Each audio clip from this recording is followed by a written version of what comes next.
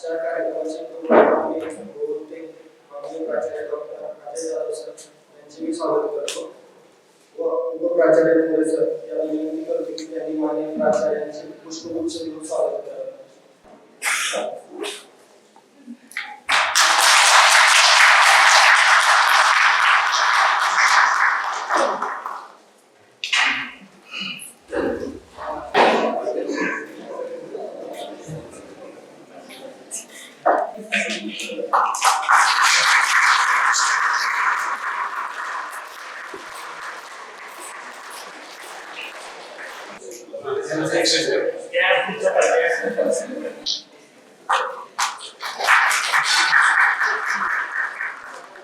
आजच्या कार्यक्रमाचे उद्दिष्ट कोणत्याही नवीन गोष्टी शिकत असताना त्याबद्दलचा आपला दृष्टिकोन कसा असला पाहिजे, तसेच या सर्व विचारांच्या वैयक्तिक व्यावसायिक जीवनाचा वापर होईल हे आहे. मी व्यासपीठावर मान्यवरांना विनंती करतो की त्यांनी समोर आनंद व्हावे. तसेच माननीय प्राचार्य डॉक्टर अजय जाधव सर यांना विनंती करतो की त्यांनी आपल्याला मार्गदर्शन करावे.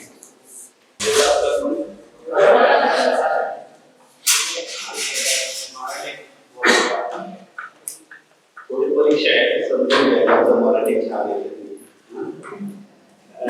मराठी लेक्चर डिलिव्हर करणं मला प्रॅक्टिस कमी असल्यामुळे आवडतं. माझं शिक्षण मराठी माध्यमामध्ये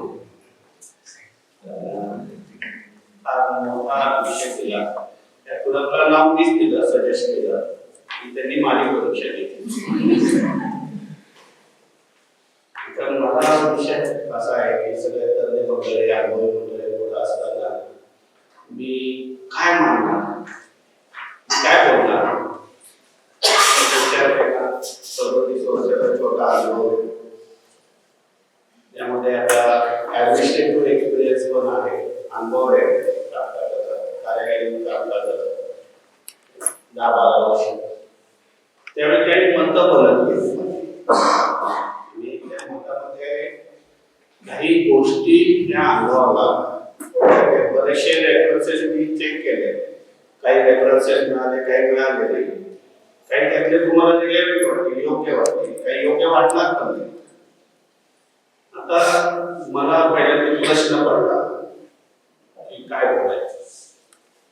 बरोबर, म्हणजे हे काय झाली ही माझी वृत्ती, ही माझी ॲटिट्यूड झाली की आता काय.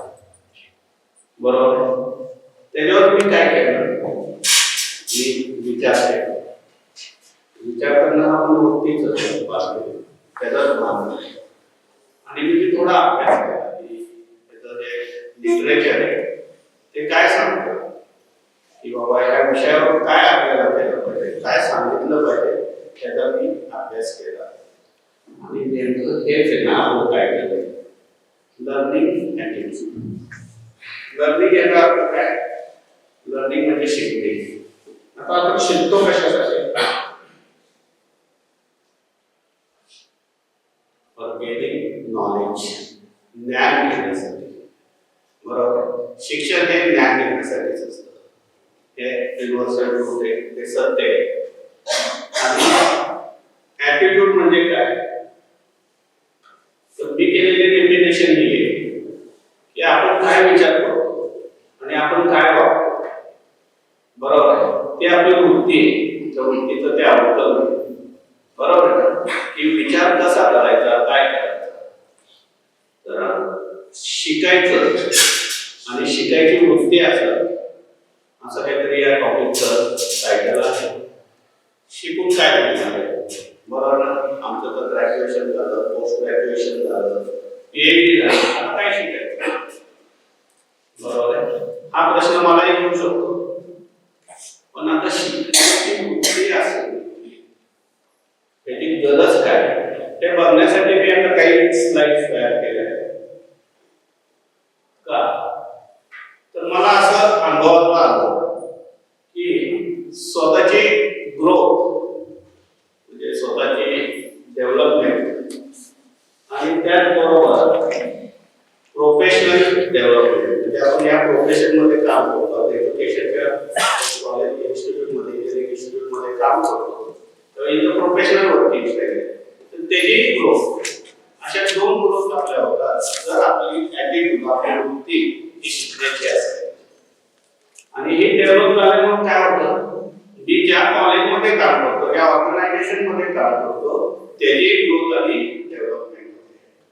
तर हा माझा अनुभव मी मांडला पहिल्या स्लाइडला की मी शिकण्याची वृत्ती ठेवल्यामुळं माझी स्वतःची डेव्हलपमेंट होती, माझ्या स्वतःची वैयक्तिक कशी होती तशीच माझ्या प्रोफेशनची होती. मी शिक्षण म्हणून सुद्धा डेव्हलप होतो किंवा शिक्षण म्हणून काय काम करावं लागतं प्रोफेशनली त्यामध्ये, किंवा शिक्षक असेल किंवा शिक्षकेतर असेल, पण माझ्यात त्याची ग्रोथ होते, डेव्हलपमेंट होती आणि त्यातून त्या संस्थेची माझ्या डेव्हलपमेंट होती.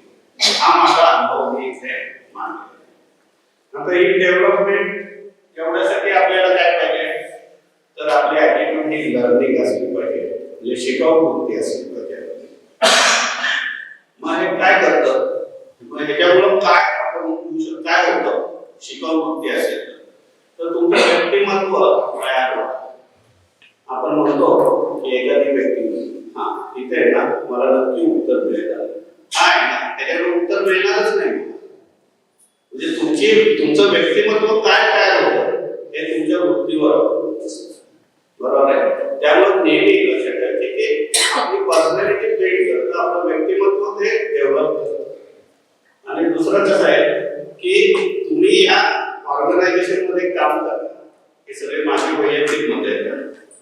ह्या ऑर्गनायझेशन मध्ये तुमची वृत्ती शिकाऊ असल्यावर तुमच्याकडं बघायचा दृष्टिकोन तर तुमची या पोझिशन ही काय असते नाहीतर काय असते त्याचा अनुभव माझ्यामध्ये सगळ्यांनी घेतला असेल. लक्षात आलं, जर माझ्याकडे आले नाळे सर आणि नाळे सरांकडून मी काही उत्तर दिलं ठाकूर मात्र, तर नाळे सर परत माझ्याकडे येतील का उत्तर द्यायला नाही येणार. मला काय करावं लागेल की त्यांनी जो मांडलेला प्रॉब्लेम आहे त्याचा अभ्यास करावा लागेल आणि मग मला त्याचा. त्यामुळे ह्या संस्थेमध्ये तुमचा एक्झिस्टन्स काय, तुमचं महत्व काय, इम्पॉर्टन्स पण म्हणता येईल मला, हे तुमच्या शिकाऊ वृत्तीवर ठरलं. त्यामुळे तशी ती वृत्ती जर नसेल तुमची तर तुमचं महत्व नसतं, तर तुमचं महत्व अधोरेखित होत नाही. लक्षात आलं का? त्यामुळं आपण अभ्यास करून अभ्यास करण्याची वृत्ती ज्यावेळी वाढवतो त्यावेळेला आपल्याला बऱ्याच गोष्टी अचीव्ह होतात. आपलं व्यक्तिमत्व विकास हा त्या वृत्तीवर अवलंबून असतो. आता नोकरी देतात, आता आदरणीय बाईंनी हे कॉलेज स्थापन केलं, इथं काय अपेक्षा असतात त्याच्याकडे एक अपेक्षा या अगदी स्पेसिफिक नाही. तर यामध्ये कसं आहे की मी घेतलेला माणूस हा स्मार्ट असावा आणि ऍक्टिव्ह असावा. बरोबर आहे, उगाच बसलाय आपण वेगवेगळे मराठी शब्द वापरतो, त्या माणसाकडे आपण बघत पण नाही. डोंबून शांत बसलाय तर काहीच करत नाही, एका जागी बसून असतो, ऍक्टिव्हच नाहीये, बोलायचं कसं एक माहीत नाहीये, वागायचं कसं कळत नाही, त्याच्याकडे स्मार्टनेसच नाही. बरोबर आहे, पण ज्यावेळी नेमणूक केली जाते त्यावेळेला एखादी परिस्थिती स्मार्ट कसं हँडल करू शकतात त्याचा नेहमी मॅनेजमेंट विचार करते. बरोबर आहे, त्या मॅनेजमेंटच्या नेहमी आपल्यासारख्याकडून अपेक्षा असतात. दुसरी गोष्ट कशी, वर्कहोलिक एम्प्लॉई म्हणजे कामसू माणूस पाहिजे, टाइमपास करणारा, वेळ वाया घालवणारा, किंवा आपण त्याला मराठीत काही शब्द आहेत बोली भाषेत की वेळ काही दिवस बांधण्यासाठी येणारा असल्या माणसांचा उपयोग मॅनेजमेंटला असतो आणि मॅनेजमेंट मग त्याच्यावर सुद्धा होत नाही. लक्षात आलं, त्यामुळे आपली वृत्ती ही नेहमी शिकावं असतं. तिसरी गोष्ट, एकट्याने काम करायची वेळ आली तरी करता यायला पाहिजे. त्या व्यक्तीने ते एकट्याने काम करून दाखवलं, दरवेळी त्याला काही मदत पाहिजे अशी काही गरज नाही. त्याबरोबर मी टीम मध्ये पण काम केलं पाहिजे. माझं मी करतो हा काय बरोबर नाही, ही पण ऍटिट्यूड चुकीची आहे. कारण सगळेच कामं एकट्याने होऊ शकत नाही, त्यावेळेला आपल्या टीम मध्ये काम. तर ह्या दोन्ही गोष्टी मॅनेजमेंटला अपेक्षित असतात की तुम्ही इंडिपेंडंट म्हणजे एकट्याने सुद्धा काम करा आणि सगळ्या कॉलेज बरोबर राहून सुद्धा काम करा. बरोबर, त्यामुळे त्याच्या आयसोलेट होऊ नका, वेगळं पण तुमचं दाखवू नका. दुसरं म्हणजे कॉन्ट्रीब्युटिंग पाहिजे. जे मी काम करतो ना हे माझ्या ऑर्गनायझेशनच्या माझ्या कॉलेजच्या डेव्हलपमेंटसाठी उपयोगी पडते. आता मी एवढं काम करतो, मी तेवढं करतो, त्याचा उपयोगच नाही. काम करून जर उपयोग होत नसेल तर ते काम करलंच जातं. म्हणजे मी नुसतं हे केलं, खूप केलं, ती वृत्ती नाहीये. आलं लक्षात? मी कॉलेजच्या डेव्हलपमेंट मध्ये दरवेळी मदत करत जाईल, वाढवत जाईल, ते काम करणं महत्त्वाचं.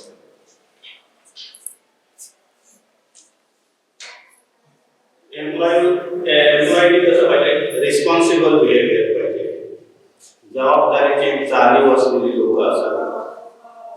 ज्यावेळेला एखाद्या ऑर्गनायझेशन मध्ये तुम्हाला घेतलं जातं त्यावेळी आपल्या जबाबदारीची जाणीव असली पाहिजे. समजा मी शिक्षक आहे, तर शिक्षक म्हणून माझ्या जबाबदारी काय ह्या मला समजल्या पाहिजे, माहीत असल्या पाहिजे.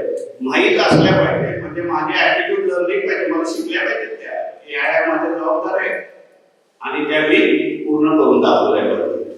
तर मी उपयोगी माझी पोझिशन ठरली. दुसरी गोष्ट म्हणजे ॲडॅप्टेबल. आता वर्गात अशी परिस्थिती आहे की मी शिकवू शकत नाही असंही येतं. बरं, असं काही गरज नसते. 2 मुलं असले तरी मी शिकवेल, म्हणजे 40 मुलं करेल. बरोबर, त्या पद्धतीने ऍटिट्यूड पाहिजे. नाही शिकवायला जायचं नाही, काहीतरी करणं पाहिजे.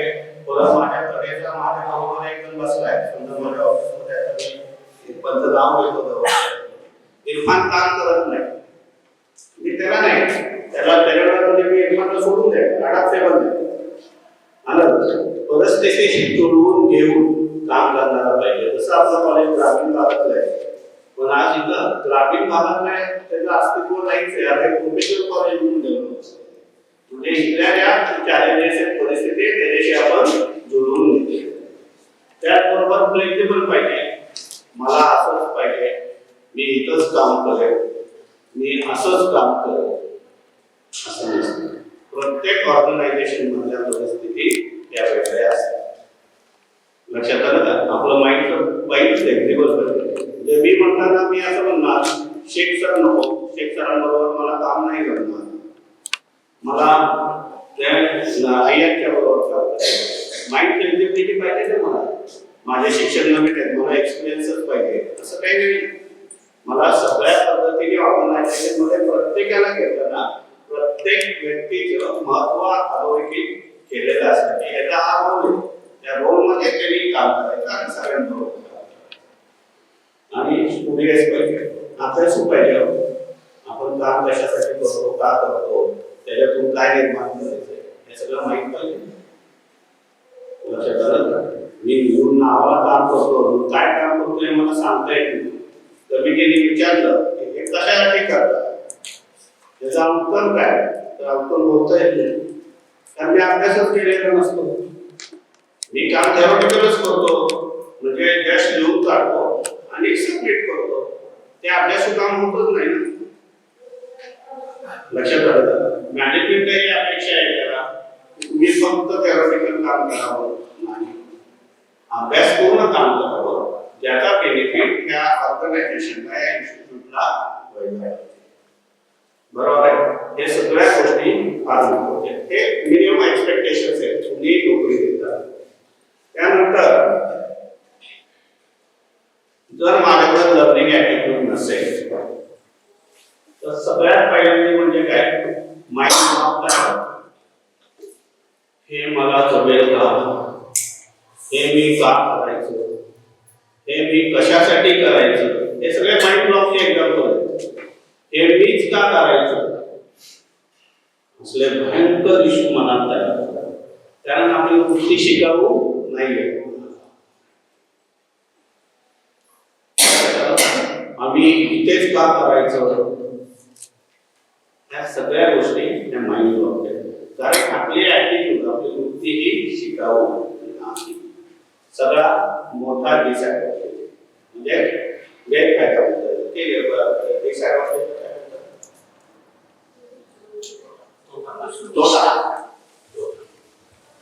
नंतर आता काम तर ब्लॉक केलंय, पण ऑर्गनायझेशन मध्ये स्वतःची पोझिशन ओळखायची.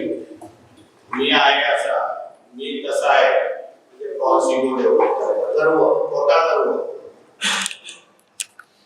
मग मी कसा आहे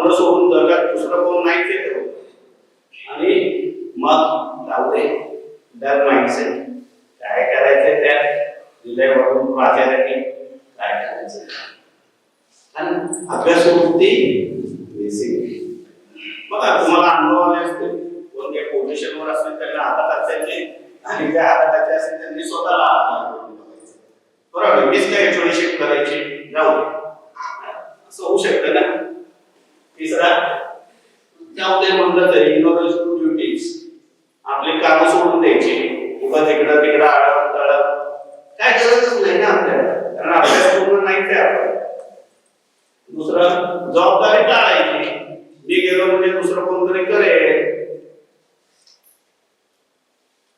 किती छान होतं ना की अभ्यास कुठली नसेल तर आपण सगळं सोडायला त्यानंतर एखादी ड्युटी दिली मी नाही करणार ती मला जमणारच नाही मीच का करायची उदाहरण देतो सगळ्यात जास्त मला एकदम नारायचं पण त्यांनी असेल सर मीच का करायची यांनी केली पाहिजे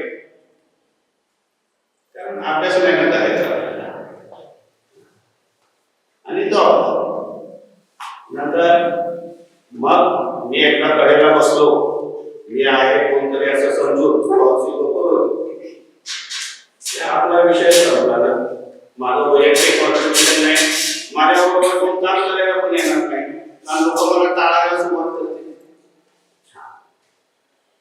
लक्षात आलं का म्हणजे काही त्रास नाही काही नाही अभ्यास ते विषय नाहीच मग पोझिशन आपली डिपेंड होते त्याच्याकडे जाऊन काय उपयोग नाही कॉमेंट येते म्हणून लर्निंग ऍटिट्यूड डिपेंड करताना your position your existence in the organization organization मध्ये तुमचं काय एक्झिस्टन्स असणार आहे हा उपयोगी नाही का उपयोगी आहे काय असावं त्याचा विचार करण्याची गरज आहे त्यानंतर काय केलं मी पदाचा राजीनामा देतो कारण अभ्यास करून करायचं सोपा वेळ पदाचा राजीनामा देतो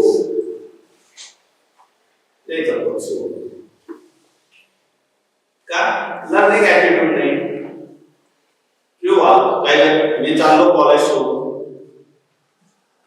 सोडूनच द्यायचे ऑर्गनायझेशन जसं काही दुसऱ्या कॉलेजमध्ये हात पुढे घालूनच प्रत्येकाची करणार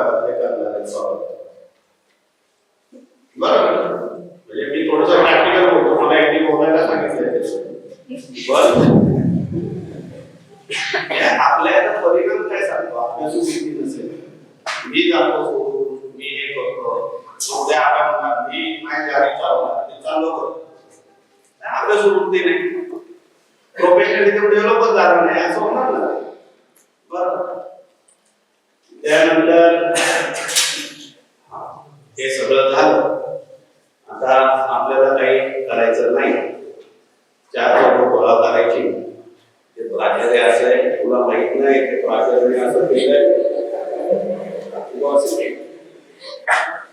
तुम्हाला काय कळत नाही मी सांगतो तुम्हाला प्राचार्य असाच आहे प्राचार्य विचारा उदाहरण देतो चक्रधर स्वामींचं आंधळे असतात काहीतरी साधन असं काहीतरी आपलं आहे त्यांना हत्ती दिसतो प्रत्येक एक सोडेला लावतो एक पायाला लावतो एकदम कानाला लावतो मग तो सांगत असतो पहिला आम्हाला की हत्ती कसा आहे सुपासारखा आहे कारण त्याने कानाला लावला दुसरा सांगत असतो हत्ती कसा आहे खांबासारखा कारण त्याने पायाला हात लावला असतो एखादी शेपटीला तो नाही दोरी सारखाच आहे हत्ती असं मी सुरू नाही हत्ती असाच असणार आहे अभ्यास केला नाही आपलं स्वतःच लिमिटेशन समजून अभ्यास केला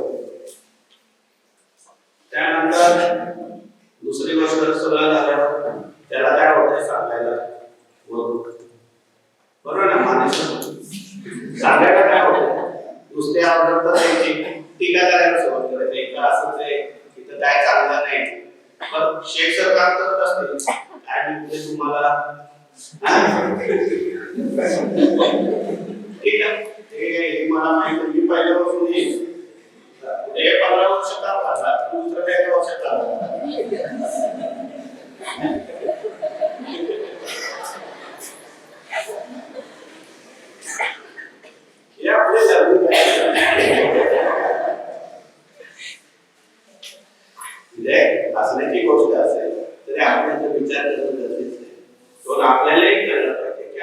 ॲटिट्यूडची साथ त्याची ॲटिट्यूड लर्निंग आहे त्याची का त्याची लर्निंग नाही आणि तो असं गॉसिपिंग किंवा टीका किंवा तो राजीनामे देऊन पळतात अशांचं ऐकायचं. कारण कुणी समजा स्वतःचा पराभव मान्य करत नाही. लर्निंग ॲटिट्यूड आहे. काही फॅकल्टीला प्रॉब्लेम आहे तुम्हाला सांगतो. पहिल्या प्रॉब्लेमचं त्यांच्यावर मनावर परिणाम आहे. ते काही वेळेला बोलतात माझा अभ्यास झालेला असतो की हा त्यांचा उद्वेग आहे ना हा बॅक एक्सपिरियन्स आहे. मी त्यांना नेहमी अभ्यास करून नेहमी सांगतो त्यावेळेस मी अभ्यास करतो म्हणून मी त्यांना मार्गदर्शन करू शकतो. लक्षात आलं का? त्यामुळे अभ्यासू वृत्ती असेल तरच का आपल्या कॉलेजबद्दल जर बोलायचं होतं तर काही रिमार्क्स सांगतो. माझे एक मित्र आहेत आता रिटायर्ड झाले प्रोफेसर आणि नावाजलेले ते कमिटीला आले मी आणि ते कमिटीमध्ये अप्रूव्ह करतो. त्यांनी रिमार्क मला पास केला तुला ते नावाने आणणार म्हणजे मला असं वाटलं होतं हे कॉलेज कशाला काढले हे कॉलेज चालेल का लक्षात आलं. हा त्यांचा रिमार्क होता. दुसरी गोष्ट मोठ्या सरांना माहिती आहे मी त्यावेळी माझ्या आधीची इन्स्टिट्यूट सोडून आलो त्यावेळी लोक मला म्हणजे तू मूर्ख आहेस पुण्यासारख्या शहरात होऊन तिथेचं माहेर झालं तू एका खेड्यात चाललाय तुझ्या करिअर मूर्ख हा शब्द माझे मित्र असल्यामुळे वापरला. मग हे कॉलेज चाललं कसं? हे कॉलेज चालण्यासाठी भाईंनी काय काय केलं देशमुख सर ही बिल्डिंग उभी करताना भाईंनी काय काय केलं? भाई तर इंजिनिअरिंग कॉलेजशी काय संबंधित नव्हते ही त्यांच्या आयुष्यातली पहिली होती. जरा काही अनुभव सांगा सर लर्निंग ॲटिट्यूड करेक्ट एकदम बरोबर. भाईंनी काय स्टेप घेतले? भाईंनी आपल्या महाराष्ट्रात पूर्ण कॉलेज गुवाहाटीच्या IIT कॉलेजेस पर्यंत जाऊन त्यांनी पहिला अभ्यास केला. आपली इन्फ्रास्ट्रक्चर काय आहे त्यासाठी आपल्याला आवश्यक गोष्टी काय याचा पहिला अभ्यास केला.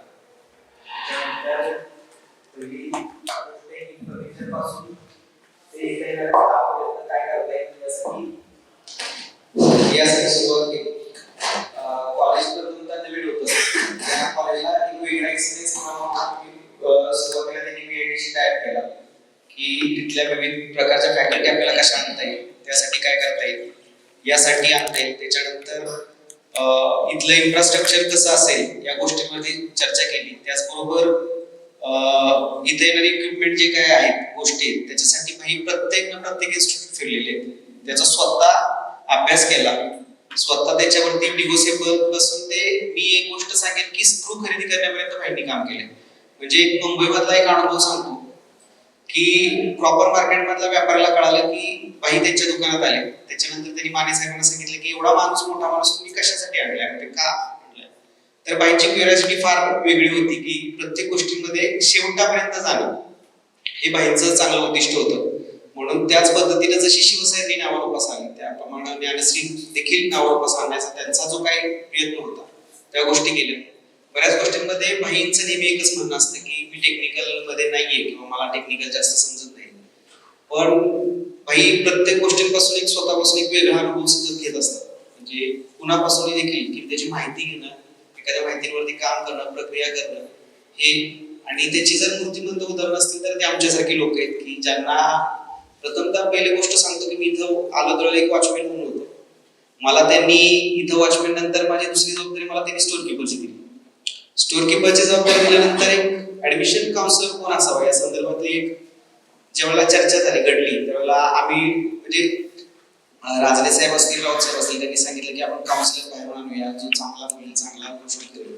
पण माहिती एक नेहमी एक गोष्ट होती की आपल्याला का तयार होत नाही किंवा आपल्यातली का माणसं तयार होत नाही या गोष्टी त्याच्यामुळे त्यांनी आमच्यासारखी तयार केली. ज्या वेळेला या इन्स्टिट्यूट मध्ये काही नव्हतं त्यावेळेला 180 ऍडमिशन्स होते. ज्यांनी हे कॉलेजला एक खऱ्या अर्थाने मला सांगायचं की ज्यांनी काउन्सिलिंग ज्या गोष्टीच्या ज्यांच्याकडून मार्गदर्शन घेत होते कॉलेजला त्यांनी सांगितलं होतं की ह्या इन्स्टिट्यूट मध्ये 60 ऍडमिशन होणार आहेत या फर्स्ट इयरला. हे त्यांनी चॅलेंज दिलं होतं. पण ते चॅलेंज स्वीकारून आज सगळ्यांना सांगायला की मार्केटिंग काय पद्धतीची असते हे आम्ही स्वतः त्यांच्याकडून शिकलो. शिवसैनिकासारख्या छोट्याशा संस्थेत काम करणारी ग्रॅज्युएशन झालेली मुलांना आमच्याबरोबर फिरत होती. ती त्या मुलांना काउन्सिलिंग करत होती. त्यांना इंजिनिअरिंग काय हे माहित नव्हतं, आम्हाला देखील काय माहित नव्हतं, पण आम्हाला त्यांनी शिकवलं आणि ह्या इन्स्टिट्यूट मध्ये आणलं. म्हणजे ही बाईंची असणारी तळमळ होती, वृत्ती होती, याच्यातून ही झाली एवढं सांगतो. आणि संस्थेचं जर उद्दिष्ट बघितलं तर एक आहे की त्यांचं पहिल्यापासून एकच म्हणणं आहे की या इन्स्टिट्यूट मधला एकही रुपया मी घरच्या कुठल्याही गोष्टींसाठी वापरत नाही, कुठल्याही गोष्टींसाठी घेऊन जाणार नाही. हे सगळं आहे हे तुमचं आहे, तुम्ही ते वाढवा, एवढंच हे उद्दिष्ट आहे. सरांनी त्याचे अनुभव सांगितले. त्याचा महत्वाचा पण बाईंनी सुद्धा लर्निंग ऍटिट्यूड म्हणून हे कॉलेज ओपन केलं. जे अस्तित्वात नव्हतं ते अस्तित्वात आलं, नुसतं अस्तित्वात आणून नावारूपाला आलं. आणि आज जवळपास 150 कुटुंबांचे उदरनिर्वाह चालतात डायरेक्टली. आणि जे विद्यार्थी गरीब घरातले आहेत त्यातले बरेच नोकरीला लागले अशी कित्येक कुटुंब आज चालतात. हे फक्त लर्निंग ऍटिट्यूड म्हणजे कॉलेज, कुठलं कॉलेज काढायचं, इंजिनिअरिंगच का काढायचं, ह्याचा सुद्धा माहितीचा अभ्यास.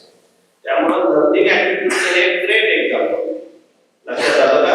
आणि त्याच्या अखेर जर आपण वॉसिपिंग करत असू, टीका करत असू, आपण राजीनामे देत असू, तर आपले ऍटिट्यूड किती म्हणजे दर्जापेक्षा किती खाली येतो त्याचा नेहमी विचार करायचा. आपल्याला एकट्याला काम कधी करता येईल, टीम मध्ये काम करायचं. आपलं वेगळं अस्तित्व निर्माण करणं तर आपण एक कुटुंब करणं. कुटुंब ही कन्सेप्ट सुद्धा लर्निंग ऍटिट्यूड मधनच आली. जिथे टीमवर्क हे अपेक्षित आहे, टीम मध्ये काम करणं. आता काय होतं की जर असेल माझं लर्निंग ऍटिट्यूड तर क्रिएटिव्ह थिंकिंग होते, इन्स्टिट्यूटच क्रिएट करायचे, बरोबर ना? अस्तित्वात नसलेली अस्तित्वात एक एक्झाम्पल आहे. आपल्यामध्ये एक आत्मविश्वास होतो. कित्येक लोकांना काम केल्यानंतर नक्कीच येऊ शकतो, कारण ते अभ्यास पूर्ण केलेले असतात आणि पाहिजे त्यांची आउटपुट आहे त्या पद्धतीला घेतलेलं. त्यानंतर आपण ऍक्टिव्ह होतो, दल होत नाही ना, अरे आता हे करूया ते करूया, ही वृत्ती आपली तयार होती. आपण दल बसत नाही, बरोबर ना? ऍक्टिव्ह माइंड होतं, फ्रेश होतं मन. अरे आपण काहीतरी केलं, आणि ज्यावेळी स्वतःचं अनालिसिस करतो आपण त्यावेळेला आपल्याला कळतं की आपण टाइमपास नाही झाला, आज आपण काहीतरी करून दाखवलं. जसं लहान मुलांनी समजा पाण्याची स्पर्धा जिंकली तर तरुण दाखवण्याचा आनंद असतो, तसंही आपल्याला येतं फ्रेश माइंडेड असतो. नंतर आपले वेगवेगळे स्किल डेव्हलप होतात. कम्युनिकेशन, टीम मध्ये काम कसं करायचं, बरोबर आहे, प्रॉब्लेम अनालिसिस कसं करायचं, ह्या सगळ्या गोष्टी, प्रॉब्लेम सॉल्व्हिंग कसं करायचं, या सगळ्या गोष्टींचा आपण नेहमी विचार करतो. त्यानंतर ह्यामध्ये स्वतःची डेव्हलपमेंट होती. मी नेहमी आमच्या शिक्षकांना सांगायचो नवीन असताना की तुम्ही इतकं चॅलेंज घेतलं ना की तुमचं मन बनेल. त्यावेळेस बऱ्यापैकी सगळ्या मॅनेज होते आणि त्यावेळेला तुम्ही तुमच्या घरातले प्रॉब्लेम सुद्धा येणार शांत पद्धतीने सोडवू शकायचा. नंतर त्याचं एक एक्झाम्पल मी सांगत नाही, आपल्याला एका मॅडमच्या घरी कोणीही कोविडच्या वेळी आजारी होते, पण त्या मॅडम खंबीरपणे त्यांना तोड देत होते आणि सगळ्या गोष्टीला केलं. मी त्यांना राणी लक्ष्मीबाई म्हणतो होतो, अशी केला लक्ष्मीबाई. पण ही वृत्ती आपल्या लर्निंग ऍटिट्यूड मधनं तिथल्या काम करायच्या पद्धतीनं निर्माण झाली. हे आपल्या इथे एक्झाम्पल्स लक्षात आलं. त्यानंतर एकटा पण काम करू शकतो, टीम मध्ये पण काम करू शकतो. थोडेसे इंटरकनेक्ट आहे, चेंजेस आले, कोर्स फाईल होती, कोर्स फाईल मध्ये चेंजेस आले, ओबीए आले, असे बरेच चेंजेस होत गेले, सेट केले, कमिटीज केल्या, असे चेंजेस करत गेले. पण मी त्याला तयार होत गेलो ना, कारण माझं लर्निंग ऍक्टिव्हिटी की मला सेटचा उद्देश काय, मी ट्रान्सपोर्ट डिपार्टमेंट, माझा त्याचा उद्देश काय तो मला कळला, कारण मी अभ्यास केलाय, माझी वृत्ती अभ्यास होईल आणि मी त्याला न्याय देऊ शकतो. त्यानंतर चॅलेंज आहे, ऍडमिशनचं चॅलेंज जसं म्हणत होते सगळे, कॉलेज चालू केले, आता आपल्या ऍडमिशन नॅचरली व्हायला लागतं, आपले विद्यार्थी घडू लागले. म्हणजे हे चॅलेंज सुरुवातीला त्यावेळेला मी चेअरमन साहेबांबरोबर काम करतो, त्यावेळेला चेअरमन साहेब मला म्हणले की सर 100 एक्सपेरिमेंट करा,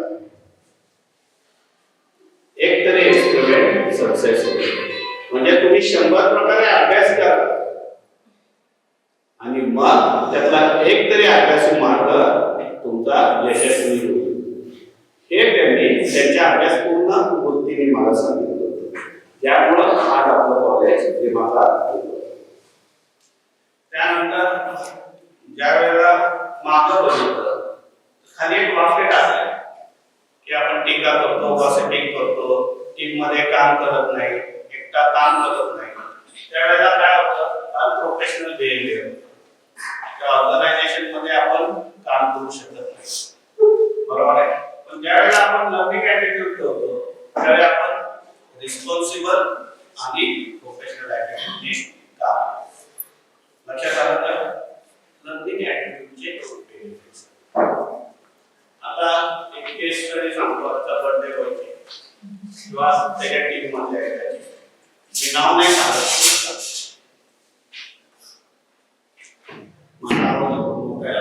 आवाज येतोय ना गोष्टी. ज्या वेळेला जॉईन झाले वर्षामध्ये एक व्यक्ती सांगतो, आमच्यातले सगळेच होते त्यावेळेला, यंग होते, अनुभव नसलेले. स्किल म्हणजे तुमचा एखादा ट्रेंड असेल काय करणं, काहीतरी घेतलं इंटरनेट आलं लक्षात, तर करताना म्हणून फक्त तेवढंच काम आहे, मशीन चालवायचं. त्यांनी काय केलं, लर्निंग ॲटिट्यूड ठेवली, शिकायची वृत्ती झाली. त्यामुळे त्यांना किती स्किल झाले बघा, ते आज पेंटिंग करू शकतात, बरोबर आहे, प्लंबिंगचं काम करू शकतात, कारपेंटरीचं काम करू शकतात, सुतारकाम, त्यानंतर पेंटिंग करू शकतात, रेकॉर्ड सुद्धा लिहू शकतात, त्यानंतर मशीनचा मेंटेनन्स सुद्धा करू शकतात. कारण त्या सगळ्या गोष्टींचा त्यांनी अभ्यास केला. एका स्किलचे किती स्किल झाले, त्यांची पर्सनॅलिटी कशी डेव्हलप झाली, त्याच्यातून त्यांची वृत्ती अभ्यासून दिसून येते. ते शिकत गेले, अभ्यास वृत्तीने करत शिकत गेले आणि हे डोळ्याने बघितले बरेच लोकांनी. आणि त्यामध्ये कसं आहे, त्यांनी ज्यावेळेला अभ्यास केले ते एकटे पण काम करू शकतात आणि त्यांची टीम सुद्धा काम करते. बऱ्याच कॉलेजच्या डेव्हलपमेंट मध्ये त्यांचा हातभार, बरोबर आहे. आता ते कॉलेजमध्ये त्यांची पोझिशन काय, रिस्पॉन्सिबल, जबाबदारीची, नंतर क्रिएटिव्ह आहे, काहीतरी निर्माण करतात ते नसलेलं, बरोबर आहे. कॉन्ट्रीब्युशन तुम्ही बघताय त्यांचे कॉन्ट्रीब्युशन किती आहे. आणि सगळ्यात म्हणजे त्यांच्या मनात स्टॉक्स इगो नाही, माझ्यामुळे कॉलेज चालतं असा इगो नाही, तर अभ्यासू, बरोबर आहे. त्यामुळे मी सदैव कसा असावं, मी आता रिटायरमेंट एजला आहे, मी काय असावं, माझी देवापाशी हीच प्रार्थना आहे, मला आयुष्यभर सुधारायचं. जर मला इगो चिकटणार नाही, मला डलनेस येणार नाही, मी ऍक्टिव्ह राहील, मी काहीतरी कॉन्ट्रीब्युटरी राहील. लक्षात आलं. आणि हे महत्व आहे. थँक्यू.